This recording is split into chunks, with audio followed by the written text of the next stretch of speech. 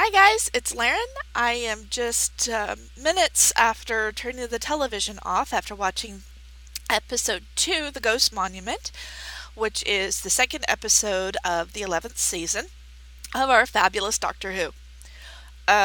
If you haven't seen it yet, please turn the video off and come back after you have because I really don't want to spoil this for you. Um, First thoughts of this particular thing is that the opening, the music, I remember the electronic sounding music that they used for the opening in the original series of Doctor Who. There was always an electronic synthesizer sound in the background. I think somebody said one time that the da da da da da da da theme actually came. Somebody was playing with something and it showed up, and of course the person who did the music was like, "Okay, I like that, and we'll run with it." So we had more of a flashback, an homage to original Who with that. The entry series, as far as, the designs and things that pop up. I would like to kind of see the face come back again, like was showing, the episodes of Tom Baker had seen and moving forward would be kind of cool. Um, so, the story itself, Quibble 1, to be honest with you. Our favorite Time Lord and her companions are floating in deep space. My first thought was the only reason that they're surviving is because the TARDIS is there and she's extended her shield or whatever to prevent the wonderful side effects of being in zero gravity and no atmosphere. Namely, the human body is known to implode, explode, and all sorts of really disgusting things. So the whole can't breathe thing doesn't work. So that was my first thought. And then we see this spaceship coming out with these, look almost like a squid in a way, and scooped them up, literally turns. And Graham and Ryan are on the ship of the female pilot. Come to find out, Yaz and the Doctor are on the ship, a very creaky, falling apart piece of junk. Uh, I really can't describe it any more than that. Um, and the Doctor's doing her best to try to save them from crash landing right into this planet. And it goes from there. I mean, they another homage. I don't know if it was intentional or not. In original Who, there were a few times where they would get into a situation where the TARDIS's engines were just not enough, and so they would literally have to jettison part of the TARDIS. Castrovalva, they did that because for some odd reason they round out at event 1, the first event, aka hydrogen and oxygen, causing a great big explosion that created our portion of the universe. And in order to get out of that, they literally had to jettison a fairly large chunk of the TARDIS and use resulting energy to pull themselves away. The gravity well was just that big. It was not good. So I remember that particular episode, and then I do remember that there were other comments about having to jettison another portion of the TARDIS, um, to deal with stuff. Colin Baker's era, uh, Mel made a comment. He's like, "Well, why did we have to jettison this?" She said, "Well, the pool was leaking, so I can't remember what they were trying to get away from. It's been a while, and I don't own a lot of Colin Baker's episodes, unfortunately. I'm still working on getting them. But they crash land on a planet that, oddly enough, should have been somewhere else. And that particular event actually has an influence on why the Doctor somehow teleported them right in the middle of deep space. um, After they get off, get away from the wreckage and everything, and the crew, the companions are glad to see the others are alive. And the two pilots apparently are part of a game not too dissimilar from the Amazing Race that we have here in the United States. To be honest, I'm not a big fan of reality shows. The few that I do watch are usually revolving around Gordon Ramsay, Hell's Kitchen. My secret vice, or not so secret vice if you know me really well. But they think, oh, well, we scoop these people up, they're bonuses. And they're thinking, well, I've got two. And the other guy's like, well, I've got two as well.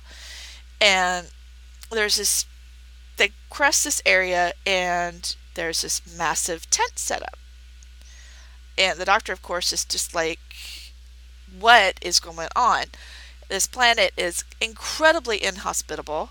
Three suns. Tatooine, eat your heart out because apparently two isn't enough. We have to have three here.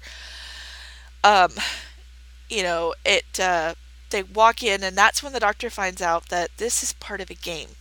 That's when our pilots find out that the companions that they stop to scoop up aren't bonuses. They aren't part of this game. Apparently, the game runner was the first game winner and had taken over the series and was now ending it. And this particular group, only two survivors. They've been through over 90 planets to get to where they are. And the guy says, okay, you have to get to the Ghost Monument. I'm giving you trackers. You cannot travel at night. Do not touch the water. This planet is trying to kill you. And because, these bonuses aren't bonuses, they leave. And the doctor's trying to get information. And of course, the hologram type person, he's being an arrogant butthead. I'm trying to censor myself here because the first word that popped in my brain when I was watching this was not polite. Um, he's got himself all set up like some grand sultan or something. It's just, ugh, no. But she's like, okay, so you're telling me that the loser has to stay here on this planet, and you're telling me that because we're not part of this, you're just going to leave us here. So the least you could do is give me some information. I need to know what this ghost monument looks like. So he activates this table, and there's a very familiar blue box. And she's just this great big old grin on her face. She's like, that's my TARDIS. That's my TARDIS. We have a way off. And she tells her companion, she said, the engines were having problems. And she said they need to be stabilized. So that's why she's coming in and out of the time stream like she is. And she said, it makes sense now. I was locked onto her coordinates, but because the planet is not in established orbit, by the time, to beam herself to where she needed to go, the planet has shifted. So she literally over or undershot where she needed to go to get to the ship. So, they hurry out and, they rejoin the two pilots, and try to get to know each other a little bit. We get some background information on both. Apparently, now that I had closed captioning on, I was actually able to get the name of the race of people who invaded during episode 1 of this season. It's called the Stenza. Um, it's an interesting choice of name considering, it sounds like something a pharmacology company would come up with. So, but apparently these people are problematic on a lot of planets, including the lady pilots planet. They're doing a full cleansing, genocide. It sounds horrible. Half of her family has gone into hiding, another family, half are trying to run, and that's why she's trying to win this particular race, because she wants to find all her family and get them to a safe spot so they don't have to worry about being hunted again. Of the two characters for this particular episode, I prefer her over the guy. I mean, the guy grew up being told he could only trust himself. I mean, his mother had him climb a tree as high as he could go and then promised she'd catch him when he jumped. Instead of catching him, she backed away. So broke his arm, shattered his ankle, and all she had to say about it was, lesson learned. You can only trust yourself. What kind of parent does that to her own kid? It's horrible. Anyway, this guy's a total butthead. I couldn't. I tried to like him. I couldn't. It's just one of those you wanted to lock into a room and forget about, literally. So we had, they went to the water, and there's a boat there, but the boat's not working. So the doctor says, well, we could try and fix it. And she's scanning the water, and apparently there's flesh-eating microbes. Literally, this planet is trying to kill you. So, Graham and Ryan go down into the boat. Now, if you guys will remember from episode 1, he mentioned before he wanted to go into mechanics to be able to fix cars and stuff like that. So he knows a little bit about engines. And the two are talking, and we get a little bit of a bonding moment because they're talking about Grace, which is Ryan's nan and Graham's wife. A beautiful, strong character. I really, really wished we would have been able to save her. She would have been an amazing source of strength for all of them.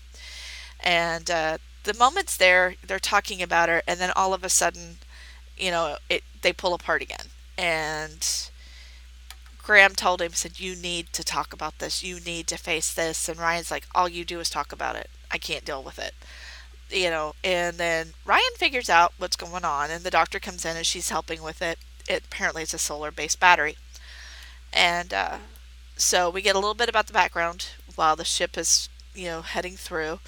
And, the doctor, she's just trying so hard to figure out what is going on because there are signs of civilization at one point, but there's nothing there.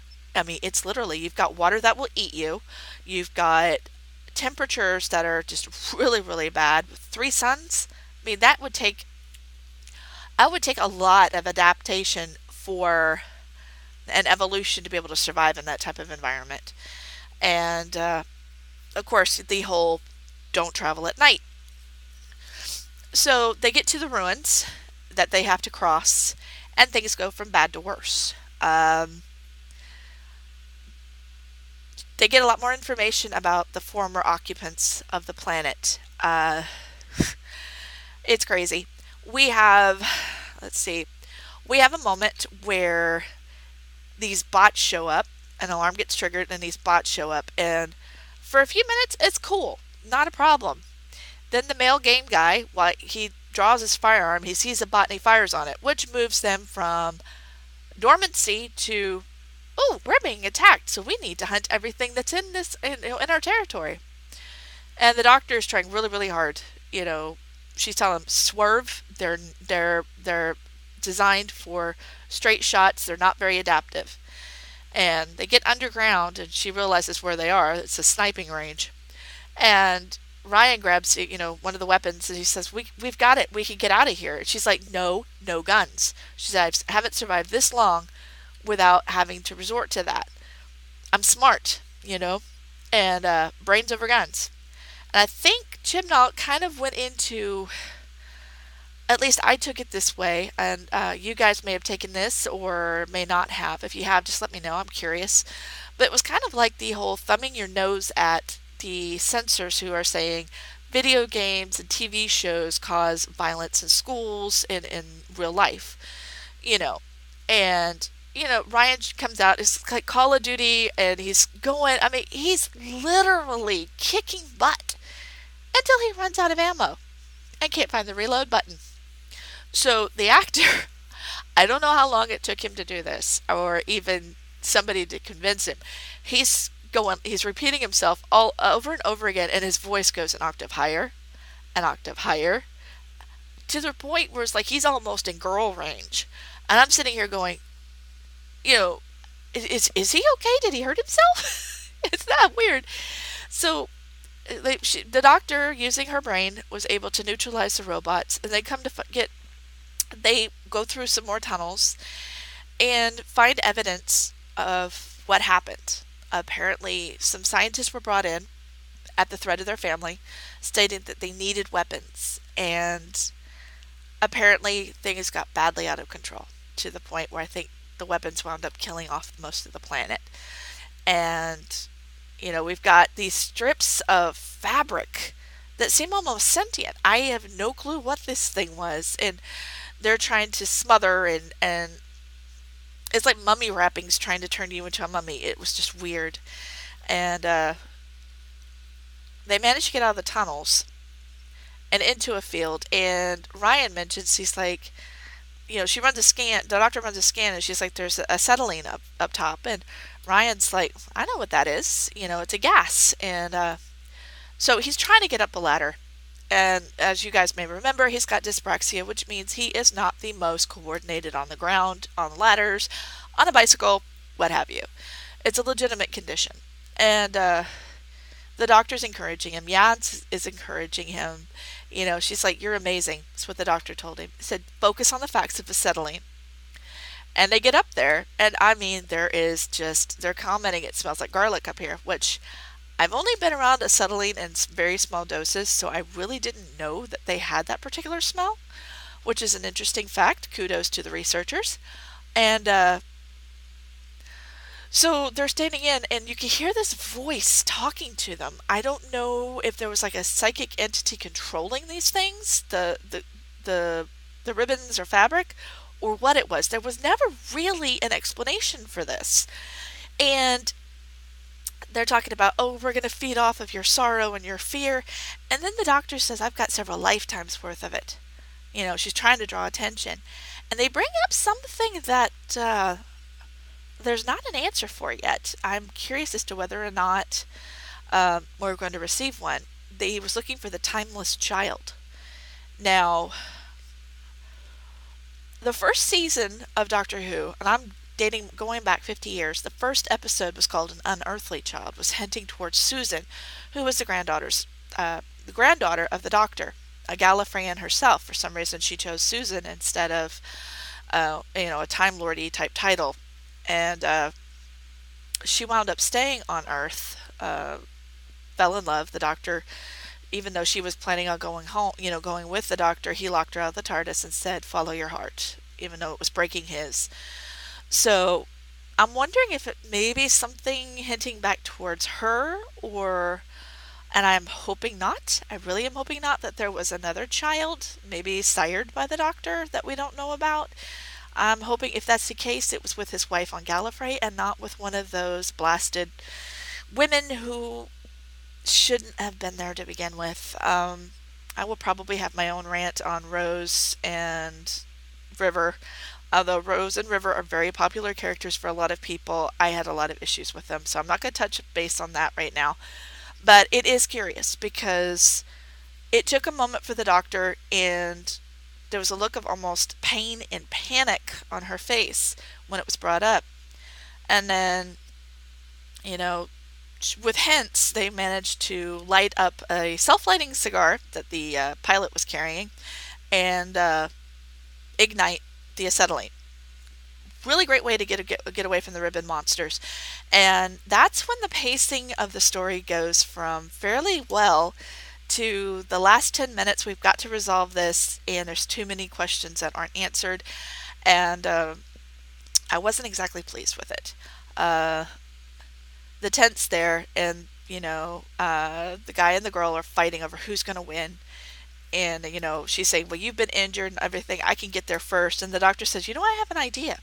So they walk in side by side and claim a dead heat. Now, excuse me, the guy running the place didn't want to. He says, no, I'll declare this null and void. And the two players have said, oh no, you don't want to do that, because we will find a way off this planet and we will make you pay for it. So he finally just says, okay, joint. And then everybody disappears, leaving the companions and the Doctor there. Excuse me. So the Doctor, it's one of the few times I've ever seen this particular character so woebegone. I mean, I failed you. I'm sorry. We're stuck here. And, Graham and Ryan and Yaz are saying, that's not a problem. We'll figure this out. Solution will present itself. You can't give up hope. We got it this far. We can continue.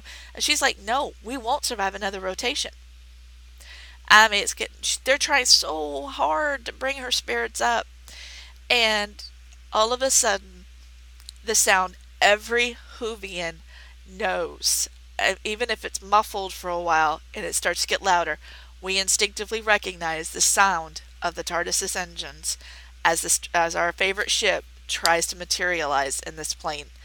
And you could see that absolute sorrow on her face start to fade, and hope and joy. She's like, I've missed you. Come on, you can do it. You can do it. She's using her sonic screwdriver, aka the sonic Swiss Army knife without the knife. Try to stabilize the engines from the outside. And she's calling towards our favorite our favorite TARDIS. You can do this. Come to daddy. Oh, wait, mummy. Come to mummy. And the ship, she finally stabilizes, and there she is. And our favorite ship has gotten a little bit of work done, both outside and inside. Of course, there's the whole, wait, you're going to try to get four of us into that thing? It's not going to work. She's like, just trust me, you know. And the outside of the ship, it looks like it's been repainted. Um, if you remember the lettering, like for the St. John's or whatever it is, in case of emergency, the lettering's always looked like it's either been recessed or painted. This time it looks like it's been metal. Um, the letters are actually raised instead of on the wood directly. You know, the doctor comments on that. She's like, you've redone things, you know, and she opens the doors. This is going to be the most interesting part of the decoration choices made for the TARDIS this season. We step in, and it looks like we've stepped into a blue wooden box. You take a few steps. I mean, you can see the windows on the outside, you know, like latches, like you would open if you're stuck in there, you can still get air. And then a few more feet, and then we step into the console room.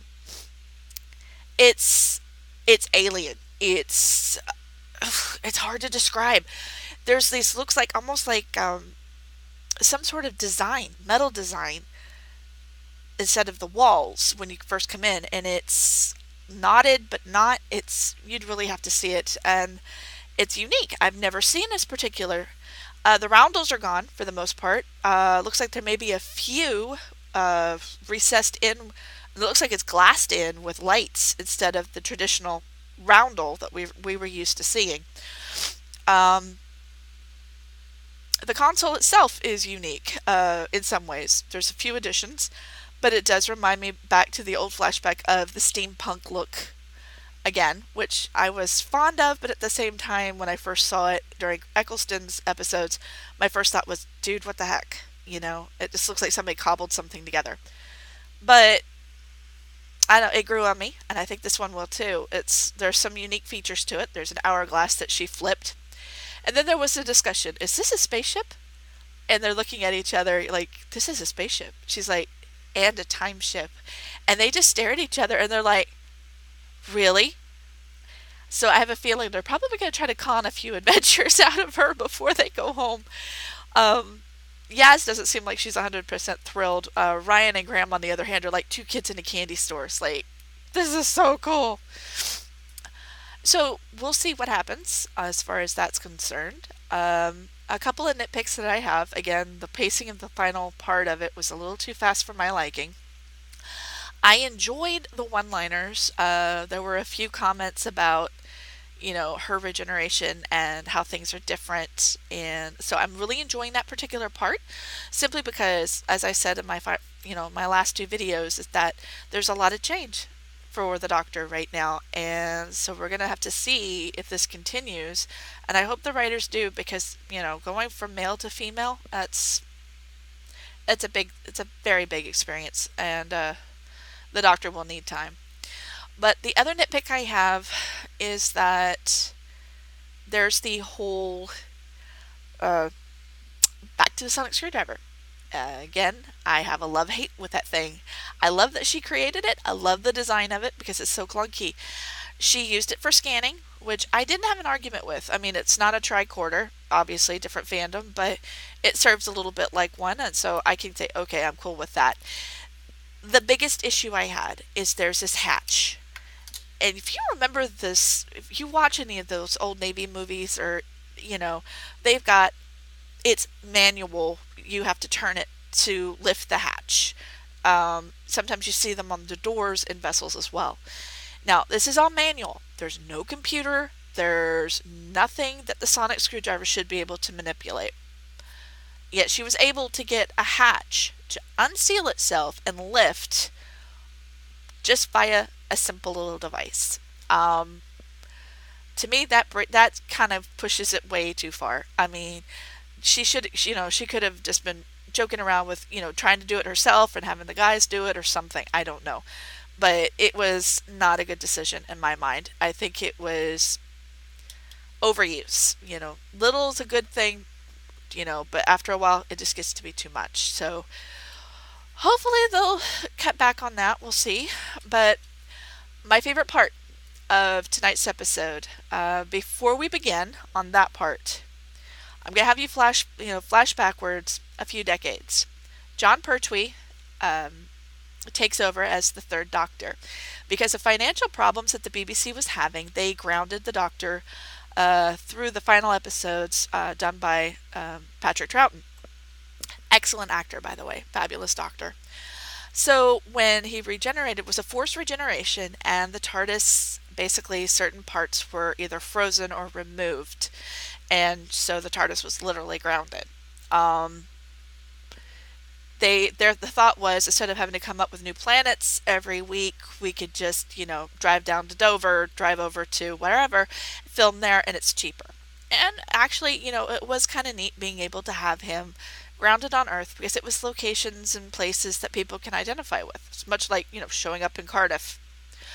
But there was one aspect of this whole thing.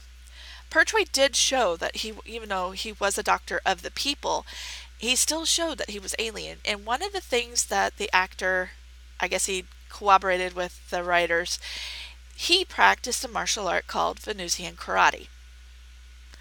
And he was a very physical actor, so he was able to pull this off fairly well. The few bits and pieces of the scenes I've seen, he carried it. He carried it off well. I don't know how long it took him working with stuntmen or whatever to learn the movements. Flash forward to tonight. Mr. Pilot, I cannot remember his name, Enzo, I think, does something that the Doctor doesn't like. She reaches out and she puts a finger in his throat, and he can't move. And she's like, paralyzed. Can't move, can ya? She's like, this is Venusian Aikido. I'm a grand master, pacifist level, or something like that. And all I went was, yes!